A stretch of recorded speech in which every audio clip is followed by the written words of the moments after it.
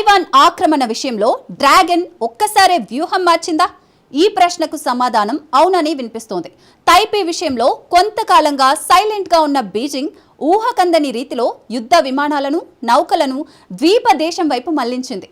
దీనికి తైపీ సైతం అంతే ధీటుగా స్పందించింది. దేనికైనా రెడీ అంటూ మిలిటరీ డ్రిల్స్ స్టార్ట్ చేసింది. అదే సమయంలో అమెరికా, ఫిలిప్పీన్స్ సైతం అదే పని షురూ చేశాయి. దీంతో ఒక్కసారిగా పసిఫిక్ మహాసముద్రంలో వార్ సైరన్ రీసౌండ్ ఇవ్వడం మొదలైంది. ఏ క్షణమైనా పరిస్థితులు అదుపు తప్పడం ఖాయం అన్న అంచనాలు మొదలయ్యాయి. ఇంతకు చైనా, తైవాన్ మధ్య అసలేం జరుగుతోంది?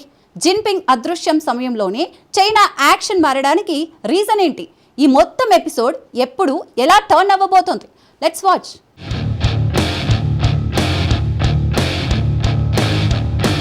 తైవాన్ ఆక్రమణ దిశగా యాక్షన్ మార్చిన డ్రాగన్ కంట్రీ.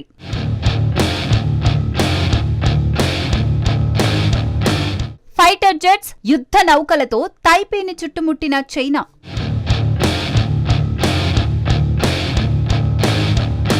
పసిఫిక్ మహాసముద్రంలో యుద్ధానికి రంగం సిద్ధమైందా?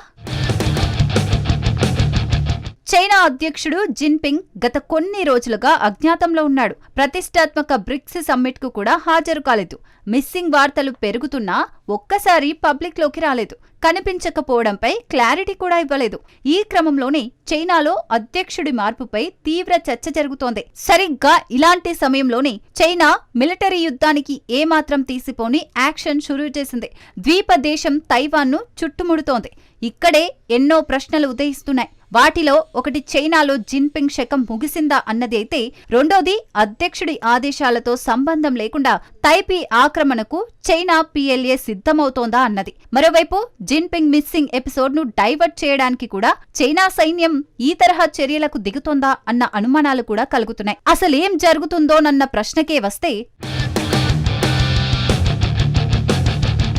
తైవాన్ మన దేశంలో అంతర్భాగమే అని వాదిస్తూ వస్తున్న బీజింగ్ తాజాగా 12 ఫైటర్ జెట్లు, 7 భారీ యుద్ధ నౌకలను తైవాన్ వైపు పంపించింది అనే కంటే తైవాన్ను చుట్టుముట్టింది అనడం బెటర్. ఈ విషయాన్ని తైవానే ప్రకటించింది. తమ పరిసర జలాలలో చైనా పీపుల్స్ లిబరేషన్ ఆర్మీకి చెందిన యుద్ధ విమానాలు, నౌకలు కదలాడినట్లు తైవాన్ రక్షణ మంత్రిత్వ శాఖ తెలిపింది. వాటిలో 10 విమానాలు మధ్యరేఖను దాటి తైవాన్ దక్షిణ, పశ్చిమ గగన రక్షణ గుర్తింపు మండలిలోకి చొరబడ్డాయని తెలిపింది. ఇది చాలా సందర్భాల్లో జరిగిందే. అయితే ఈసారి మాత్రం చైనాకు ధీటుగా స్పందిస్తున్నట్లు తైవాన్ ప్రకటించింది.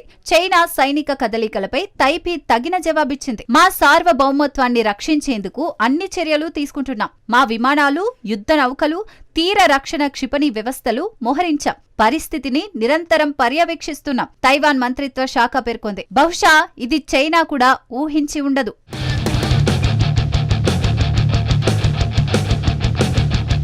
అవును, చైనా బెదిరింపులకి తైపీ బెదిరిపోలేదు. హన్ గువాంగ్ 2025 పేరుతో దేనికైనా రెడీ అంటూ తొడగడుతోంది. తైవాన్ భారీ స్థాయిలో సైనిక డ్రిల్స్ చేపట్టింది. ఇప్పటి వరకు గతంలో ఎన్నడూ లేని విధంగా ఎక్కువ రోజుల పాటు ఈ డ్రిల్స్ నిర్వహించాలని తైవాన్ డిసైడ్ అయింది.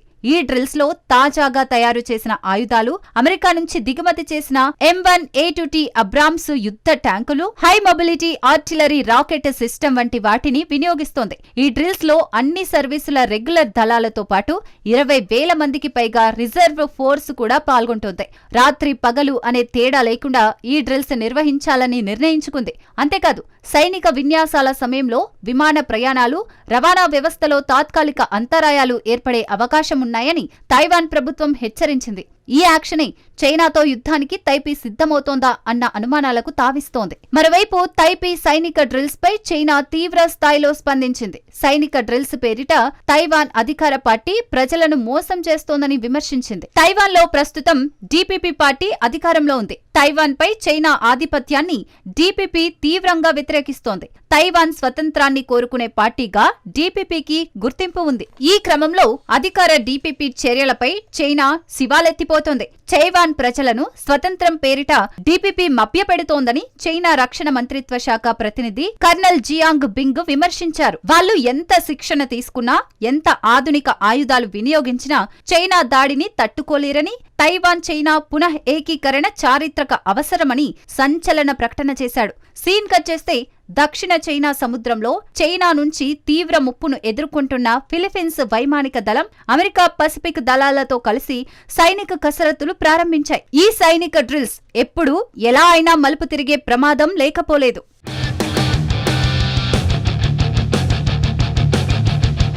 నిజానికి తైవాన్ లాంటి చిన్న దేశాన్ని ఆక్రమించుకోవడం చైనాకు అసలు విషయమే కాదు. తెగించి నిర్ణయం తీసుకుంటే రోజుల్లోనే తైపీ, బీజింగ్ సొంతమవుతోంది. కానీ ఇక్కడ అసలు చిక్కు అమెరికాతోనే.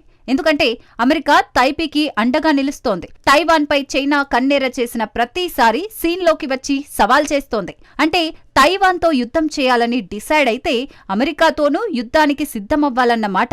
ఉక్రెయిన్ విషయంలో మాదిరిగా ఆయుధాలు ఇవ్వడానికే కాదు, అవసరమైతే తైవాన్ కోసం అమెరికా తన సేనలను కూడా దించడానికి రెడీగా ఉండటమే దీనికి రీజన్. అందుకే 2022లో నాన్సీ పెలోసి తైవాన్లో అడుగుపెట్టి మరీ బీజింగ్ ను సవాలు చేసిన తైవాన్ మాజీ అధ్యక్షురాలు సాయ్ ఇంగ్వెన్ అమెరికాలో అడుగుపెట్టి యుద్ధానికి సిద్ధమని ప్రకటించినా చైనా అడుగు ముందుకు వేయలేదు. బెదిరింపులు మాత్రమే చేసి సైలెంట్ అయిపోయింది. కానీ అలా సైలెంట్ అయిపోవడం పైన విమర్శలు వచ్చాయి. ఇంత బలం ఉండి కూడా తైవాన్ విషయంలో ఉడత ఊపులే తప్ప దాడి చేసే సత్తా లేదని, అలాంటప్పుడు అమెరికాను దాటి సూపర్ పవర్ గా చైనా ఎలా మారుతుందనే విమర్శలు వినిపించాయి. అయినప్పటికీ తైపీ ఆక్రమణ దిశగా జిన్పింగ్ అడుగు ముందుకేయలేదు.